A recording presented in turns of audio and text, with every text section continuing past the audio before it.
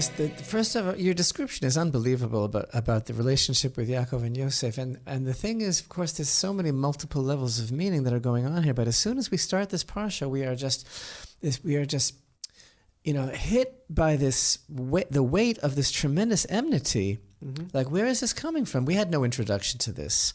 Right. Yosef is the child of Yaakov's old age, right? Actually, Benjamin is, right? Yeah. Benjamin is the youngest, right? But Yosef, for some reason, there is a special bond. Of course, both Yosef and Benjamin are the children of Rachel, who is Yaakov's true soulmate, right? Yeah. So Yosef also grows up basically without a mother now. He's 17 years old. And we have this tremendous, tremendous tension and trouble in Yaakov's household. Like, okay, Parshat Vayeshev begins, Genesis 37, finally, like the whole tension and the whole challenge of what's going to happen with Esav, that's behind him now. Like, that seems to be settled. Like, Esav has gone back to his corner and everything seems to be okay. So, in fact, the sages say, so now Yaakov thought that he would live in tranquility, and this trouble with Yosef jumped up before him, and their family life is very, very complicated, and that's what I'm thinking about now when I look at this verse, because now Israel loved Joseph more than all his sons since he was a child of his old age, and he made him a fine woolen tunic. And both of us have so much to say and have been talking for years about that special garment and what it means and why. And on the simplest level, again, the family dynamics are very complicated, and it's easy to understand how Yaakov's other sons would be jealous and see that Yaakov favored Yosef because he gave him something special. So on the one hand, again, everything exists simultaneously on so many different levels. On the one hand, the sages say that Yaakov really was responsible for some of this enmity because he should have been more circumspect. Mm-hmm. And in fact, there's all sorts of teachings now. The sages tell us that this really is instructive to us about how a parent should be very careful not to show favoritism to a child. On the other hand, when you started speaking a few minutes ago about what Yaakov saw in Yosef and the concept of passing on the legacy, there's something that's very, very telling here. It's the second verse. It's right.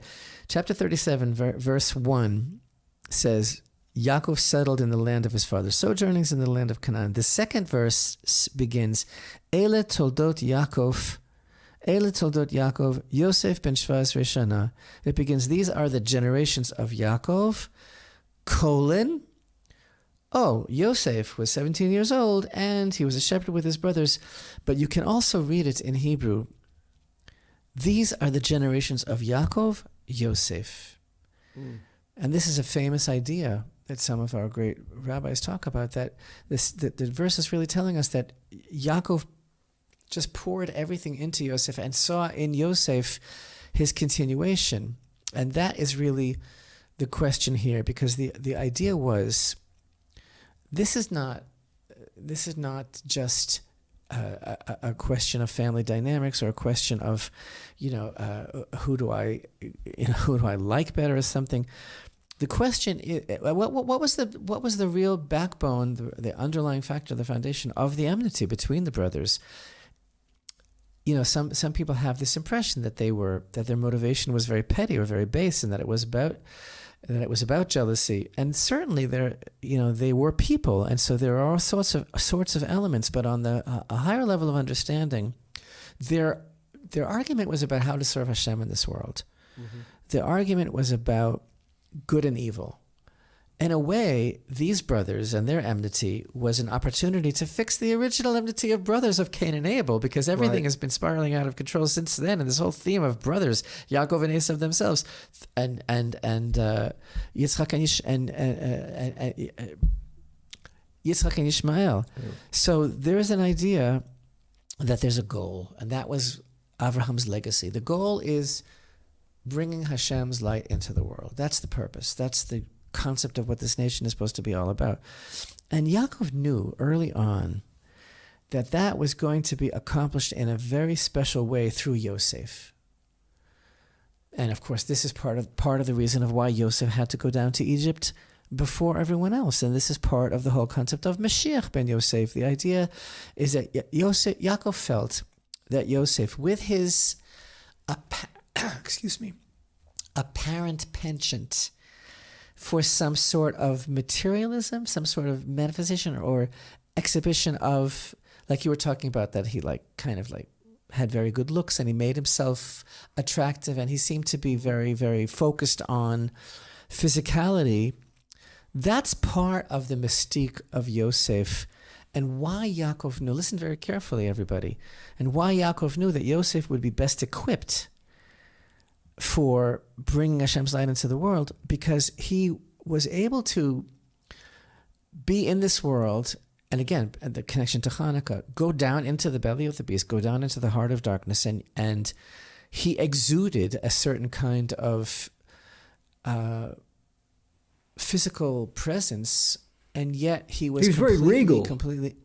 He was regal. He was completely untouched by. It's like, this is the whole concept of what is Mashiach ben Yosef, the force of the Messiah of Joseph in the world, as opposed to the Davidic Messiah. You know the whole idea in the mystical teachings that Mashiach ben Yosef is preceded by a redeemer of Yosef, right? Who is the nemesis of Esav, as Ovadia tells us, right? Like that Yaakov is the fire and Yosef is the flame and Esav is straw, and only Yosef can destroy Esav. And that's why as soon as Yosef was born, we find in last week's parsha, as soon as Yosef was born, Yaakov was ready to go. Yeah. He wasn't afraid anymore, because Yosef has this certain kind of quality, and that he is able to. Because, I started to say. So what is the difference? Like, very basics on the inner dimension of the definition between the force of Mashiach ben David and the force of Mashiach ben Yosef in the world. That the Davidic Messiah is a spiritual revolution. He is a person, a regular person. Of course, again, we believe that Mashiach is a regular person, but very gifted and descended from David and chosen by Hashem. Mm-hmm. But basically, the Mashiach, the ultimate Mashiach of David, is a person who foments, facilitates, and leads a spiritual revolution. But he is preceded by the Yosefian Messiah, who, like exactly symbolized by what Yosef did in Egypt. What did he do? He was this unbelievable economics and like a master's degree in economics, that he was able to provide for the whole world. He was an amazing administrator. He was an administrator par excellence. But we learn later on how when the famine started, and Yosef told the Egyptians that they have to bring everything to the storehouse. They have to come to the storehouses. Yosef is the one who gathered it. No one else gathered it. Yosef oversaw and was involved with the gathering. And then when everybody's bread ran out, Yosef said, Pharaoh said, go to Yosef and he will give you, right? So the Chazal talk about how if an Egyptian would try to store on his own, in his own home, bread and grain, it would rot. Yeah. And only Yosef was able to keep it, and that has to do with his overwhelmingly famous characteristic of sexual purity, which was the biggest fault of the Egyptians, as demonstrated by the wife of Potiphar. And so Yosef, everything about him exuded a purity and a wholesomeness, and even though he had that thing that Yaakov criticized him for, that that he was self-absorbed as a youth. With his beauty. His beauty was a reflection of this concept of this perfect balance. So I interrupted myself. I don't remember where I was going exactly, except to. Yeah. No. Go ahead. You're on the except to say that what So we find this unbelievable conflict going on between the brothers, which ostensibly, if we just read it on a surface level, it seems to be a question of jealousy, and it seems to be a question of enmity. For what reason other than what the Torah tells us? But the fact is, there's something else going on here, and it has to do with Yaakov's feeling and knowledge that Yosef will be the conduit of divine blessing, who will be able to channel to the other tribes and subsequently to the world. And that's the idea of Yosef and as Yehuda. Again, that we're just going further, assuming that everybody has some basic knowledge of the story as it unfolds over the next 2 Torah portions, right, and 3 even. Yehuda goes down to Egypt, and he is this, of course, the forerunner of Mashiach ben David, right? He is Yehuda. Yeah. And he is in the realm of the kingship of Israel. But Yosef had to go first, and Yosef had to prepare the way. So as opposed to the concept of the Messiah through David, which is a spiritual revolution, the concept of the forerunner, the preparation through Yosef, is about all of us doing our best on the realm of our physical ability to advance our own redemption through our own physical striving to do what we can in this material world. That's Yosef prepared the food. Again, he was only able to do it because of who he was as far as his purity is concerned. But the concept is how they work together is that before the spiritual light can be revealed, we have to do everything in our power to prepare a physical vessel to receive that. Yeah. It's ancient history of the person called Imhotep.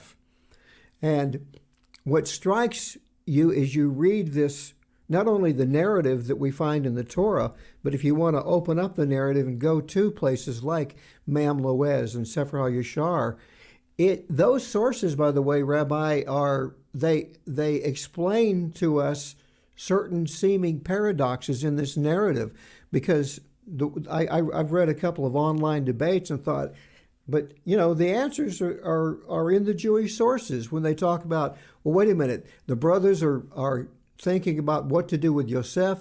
They don't really want to kill him, and they see an Ishmaelite caravan coming, and Ishmaelites, and they say, whoa, let's sell him to the Ishmaelites.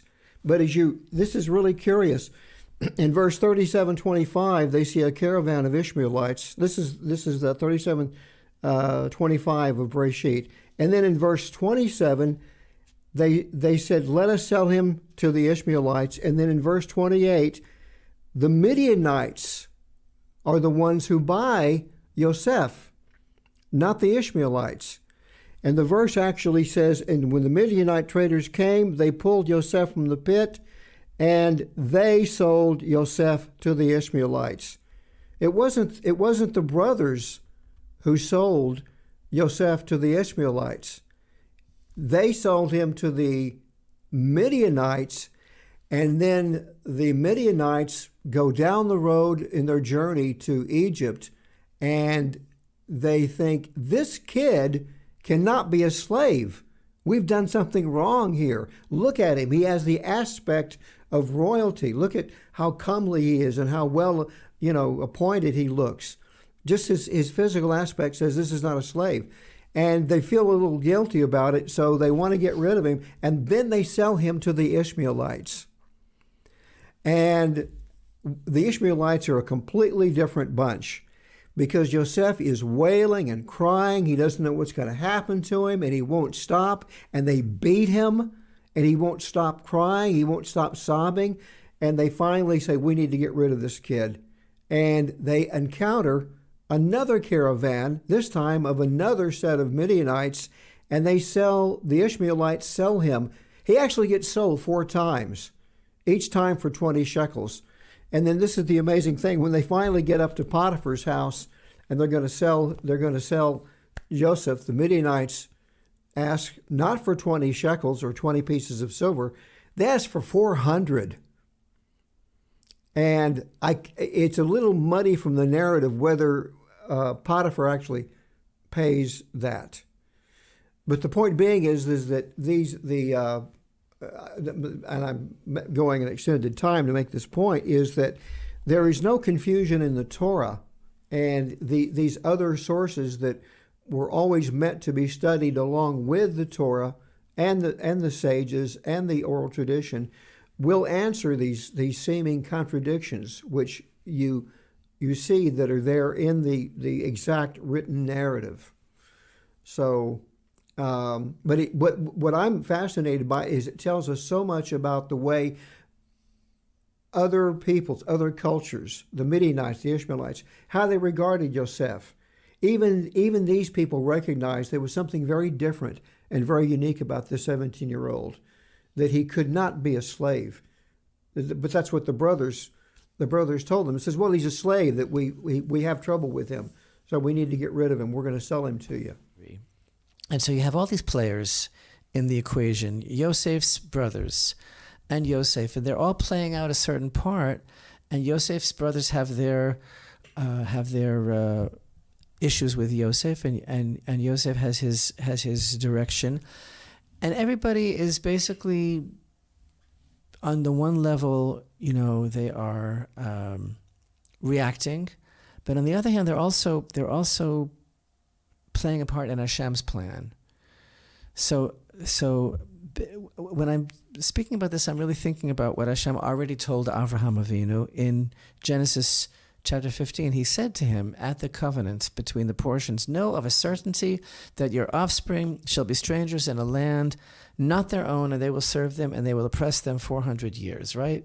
Yeah. And this is a whole another story why Hashem made that decree. But God had already told Avraham that his children would be slaves in a foreign land, that this had to happen. And there are different ideas that the sages put forward as to why he made that decree. That's a different story altogether. And the bottom line, the most basic, simplest thing that I can say is that it was a preparation. The exile in Egypt was a preparation for the refinement of the souls of Israel to be able to receive the Torah at Sinai and the responsibilities of nationhood. But that's another issue. But the idea, what I'm trying to say is, they had to end up in Egypt anyway, Jim. Right. Because that was Hashem's decree. But wait, that's what I'm trying to say. They had to end up there. But that doesn't mean that it had to be this way. Right, exactly. In other words, everybody has, it's like transparencies, like you put one on top of the other, and it's all one thing. And Yosef and his brothers played a certain role that they chose to play, that they were led to play in the whole drama. And Hashem had made his decision that some way, one way or another, the children of Israel are going to end up in Egypt. And so really it was b'chesed. It was b'chesed, really, because Yosef was put into a situation where he was able to apply his righteousness and his acumen and his powers and his purity to be able to save the world, basically, his family and all of Egypt and all of those people that came in the time of the famine. It was all part of a setup. But what I want to say is that doesn't exonerate the brothers for their ill will.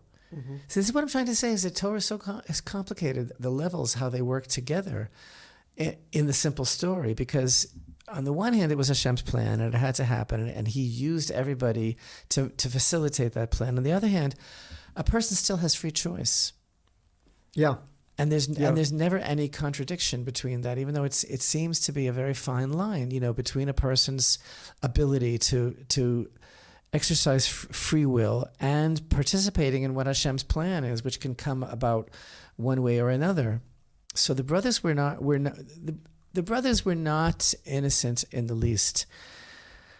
And again, Yaakov made his mistake with his favoritism, and Yosef certainly made mistakes as well. Why did he even tell the brothers his dreams? What was that all about? Why he's telling the brothers who have such enmity to him as it is about, the sheaves bowing down, and about the stars and the sun and the moon star. What is he expecting exactly? So it's quite convoluted how it came to this point, and it's all part of Hashem's plan. Yeah, when we begin by being shown that Yosef is a dreamer, and the way his father treats him, he dotes on him, making him the fashioning the coat, and when Yosef tells the dreams, and the brothers are so irked.